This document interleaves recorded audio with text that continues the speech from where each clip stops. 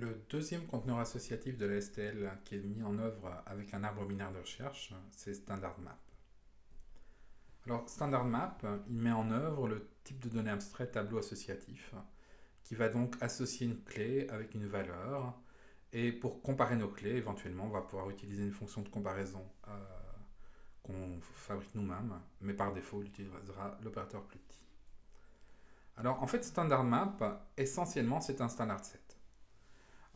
Et il en a essentiellement toutes les méthodes qui sont disponibles. Simplement, ce qui change, c'est que les éléments, ils sont de type paire de clé-valeur. Alors la clé est constante, la valeur est modifiable. Sur ces éléments de type paire de clé-valeur, on aura une fonction de comparaison qui ne tient compte que des clés. Et donc quand on compare deux paires, si elles ont la même clé, eh ben, elles pourront être présentes qu'une seule fois dans notre set. Donc à chaque clé correspondra une et une seule valeur associée, puisqu'on a une seule clé dans notre ensemble. Par rapport à standard set, en fait, il y a une différence majeure, c'est la présence de l'opérateur crochet. Et cet opérateur crochet, il a ce prototype, c'est-à-dire qu'il reçoit en paramètre la clé qui va servir d'indice. Donc la clé sert d'indice à notre opérateur crochet. Et nous renvoie en retour une référence à la valeur qui est associée à cette clé. Alors, comment est-ce qu'elle est mise en œuvre en pratique, cet opérateur crochet? Bien, si on regarde la documentation, elle est assez laconique. Elle nous dit que l'opérateur crochet s'écrit comme ça. En une seule ligne, en fait, c'est vraiment très simple. Enfin, c'est très simple jusqu'à ce qu'on lise la ligne, qui est vraiment pas simple du tout. Et donc, on va aller la voir en détail pour voir ce qui se passe. Alors si on regarde en détail, qu'est-ce qui se passe? Alors il faut aller voir au plus profond, et au plus profond de toutes ces parenthèses, vous avez ce V, ouvrez, fermez les parenthèses. Alors ce V, ouvrez, fermez les parenthèses, qu'est-ce qu'il fait? Ben, en fait, il crée simplement une valeur par défaut. V, c'est le type des valeurs, et donc il crée une valeur par défaut. Ensuite, il crée une paire en utilisant la clé qu'il a reçue en paramètre, et cette valeur par défaut. Donc là, on est à make pair. Qu'est-ce qu'il fait de ce make-pair? Il l'insère dans notre arbre binaire de recherche, avec la fonction insert, qui est la fonction insert des standard sets. Donc cette fonction insert, elle nous renvoie une paire itérateur booléen, l'itérateur étant l'itérateur sur l'élément qui est stocké, et le booléen nous disant si l'insertion a eu lieu ou pas. Si elle n'a pas eu lieu, c'est que l'élément était déjà présent. Ensuite, on fait first, donc on ne garde que l'itérateur, et on jette le booléen sans l'utiliser. À l'étape suivante, on déréférence avec l'étoile, et donc on n'a plus un itérateur sur l'élément, mais on a bien accès à une référence à l'élément lui-même, et cet élément, c'est une paire clé-valeur. Ensuite, on fait second, et donc de cette référence à une paire clé-valeur, on ne garde que la référence à la valeur, et c'est cette référence à la valeur qu'on retourne. Alors, une fois qu'on a compris comment fonctionnait en détail cet opérateur crochet, on peut l'utiliser. Et on va l'utiliser ici pour créer une map dont les indices seront des caractères, donc des lettres, et les valeurs associées seront des size t, donc des positions dans la chaîne. Et en fait, ce qu'on va faire, c'est qu'on va faire une boucle. Et dans cette boucle, on va parcourir tous les caractères de la chaîne. Et puis, on va associer à la clé du caractère une valeur numérique qui est ici, alors comme i augmente part de 0 et v augmente, ça correspond à l'indice de la lettre qu'on est en train de parcourir. Et donc, ce qu'il va faire, c'est qu'il va nous écrire m de a égale 0, m de b égale 1, m de r égale 2, m de a égale 3, etc., etc., jusqu'à m de a égale 10. Si on regarde ce que ça donne, alors on peut afficher le contenu de notre map. Ici, j'ai fait donc une boucle auto de points. Donc P, c'est de type paire de clé-valeur. Et donc la clé, c'est P first et la valeur, c'est P second. Et donc si j'affiche là comme ça, ce qui m'affiche, c'est M de A égale 10, M de B égale 8, M de C égale 4, M de D égale 6 et M de R égale 9. Donc j'ai bien 5 clés différentes qui correspondent aux 5 lettres différentes de Abracadabra. Et pour chacune de ces clés, la valeur qui est associée, en fait, c'est le dernier indice où je trouve ce caractère dans la chaîne abracadabra. Puisque à chaque fois, j'ai écrasé les valeurs précédentes. Donc je commence avec m de a égale 0, mais après j'écris m de a égale 3 qui écrase la valeur 0, puis m de a égale 5 qui écrase la valeur 3, et puis m de a égale 7 qui écrase la valeur 5, et enfin m de a égale 10 qui écrase la valeur 7.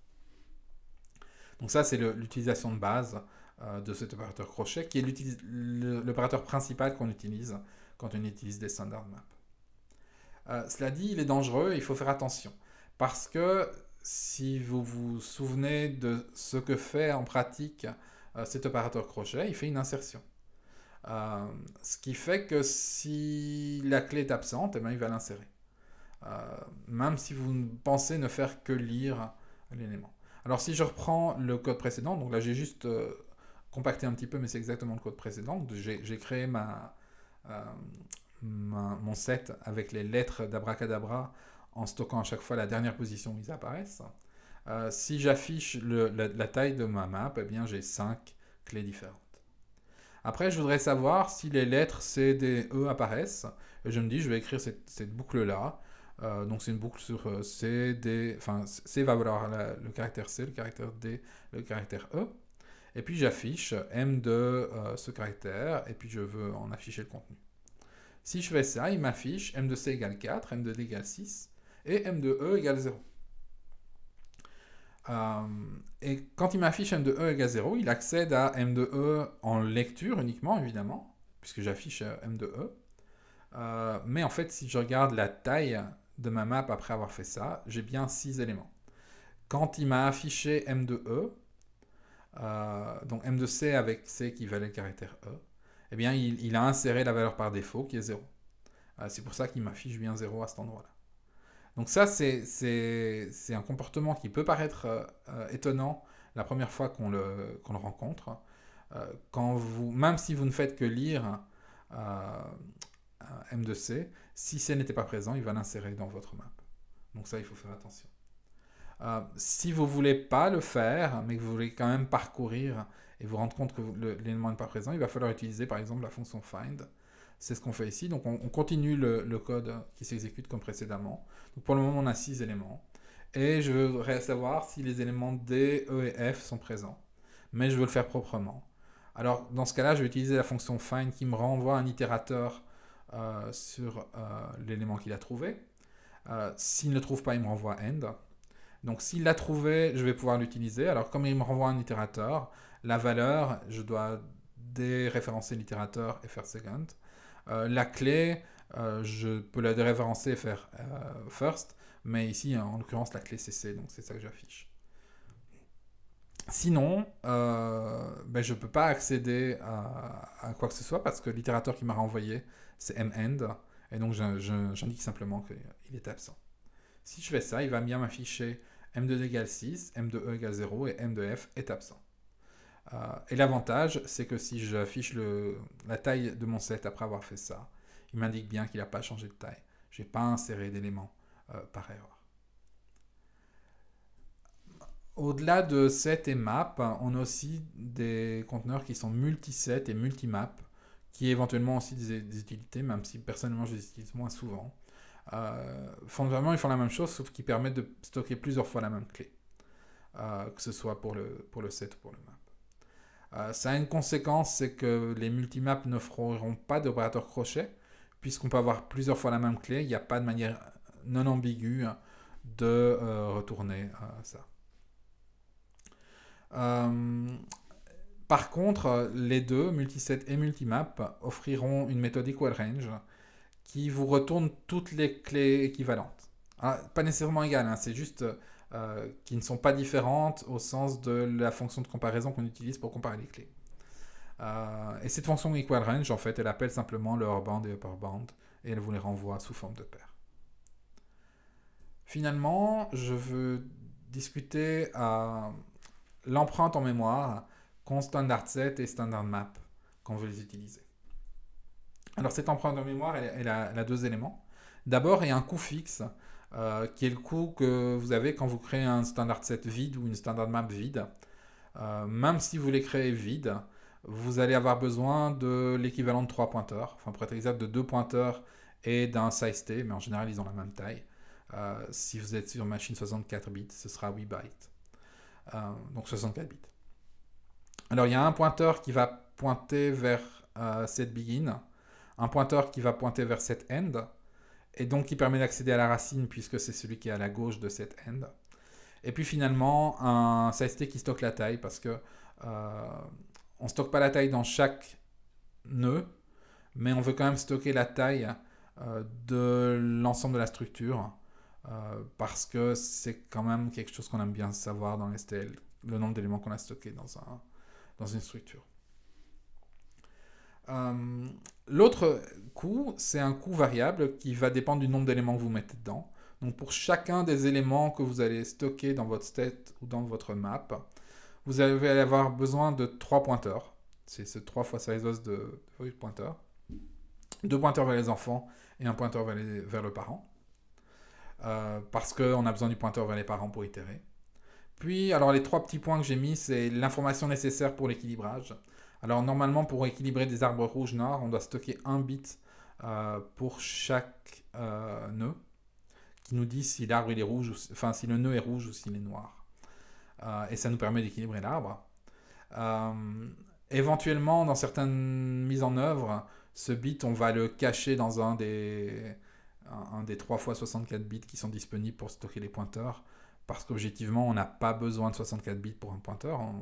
On a besoin de plus que 32, mais 64, c'est un peu excessif. Mais ce ne sera pas systématique. Donc là, j'ai mis 3 petits points en général. On n'en tient pas trop compte. Évidemment, il faudra stocker les éléments eux-mêmes. Donc la clé pour un set et la paire clé-valeur pour une map. Et puis pour être tout à fait exact, on aura sans doute aussi des bits d'alignement parce que on n'aime pas avoir des éléments qui commencent à des endroits qui ne sont pas bien alignés en mémoire, etc. Donc ça peut changer un tout petit peu.